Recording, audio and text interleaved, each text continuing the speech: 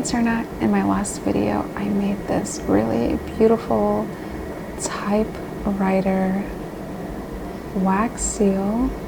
Look how pretty that is. I used an iridescent, like pearly piece of wax. I'm going to show you the tools that I used. So I used this typewriter stamp. If my camera will focus, it's really beautiful. I've had this for over a year and it brings me so much joy. I love all the little details. I think you get the idea. It's hard for me to focus, but if you want to pause right there and take a look at all the details, you can. Look at the flowers and things. So pretty and like girly. Okay, and as promised in my last video, I will be making a Paris-inspired stamp. I already have my wax melting. And this one also has a lot of detail. You can see the cloud formations. And the Eiffel Tower has a ridiculous amount of detail on it. So beautiful. Alrighty, so.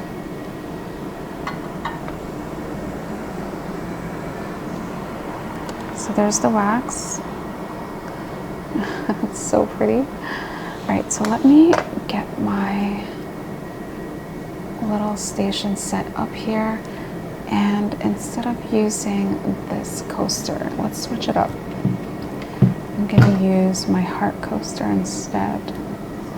I picked this up around Valentine's Day. It's so pretty. It's real stone. All right, let's go ahead and get started. So I'm just doing a nice vertical pour. Okay, I try to get as close to a rectangle as possible, and then I'm just going to press down, let that sit, and I'm going to clean my spout because more often than not the wax drips out of the spore and down, so I don't want to dirty up my little wax warmer, so I try to clean up the spoon after every pour. And there are way more efficient ways of doing this. You can always use a hot glue gun and long pieces of wax in this color if you so choose. I prefer this method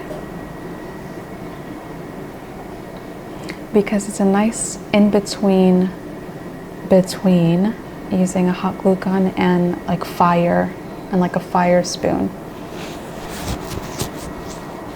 So yeah, and there's something about mixing colors this way that is so satisfying. It's just a really beautiful process in my opinion. All right, so I'm going to do my tap test.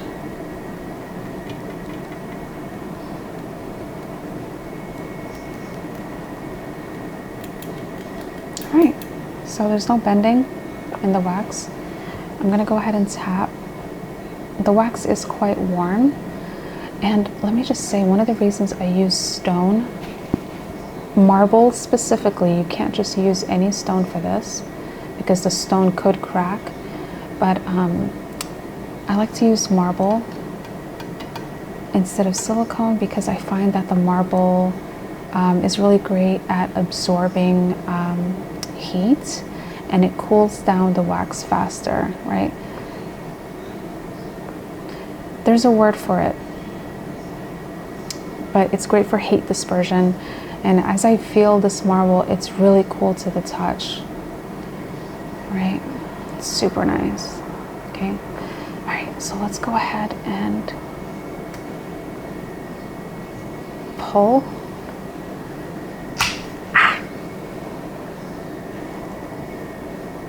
I'm not gonna lie, that hurts.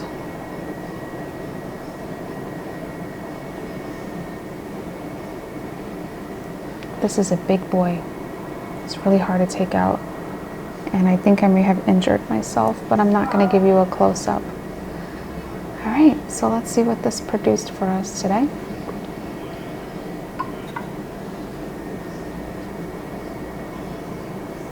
That is so pretty. Wow, and I love how everything matches. It's almost the same color as the coaster. That is so beautiful. Oh my goodness. Okay, so let's see how well this comes out. So you want to be gentle.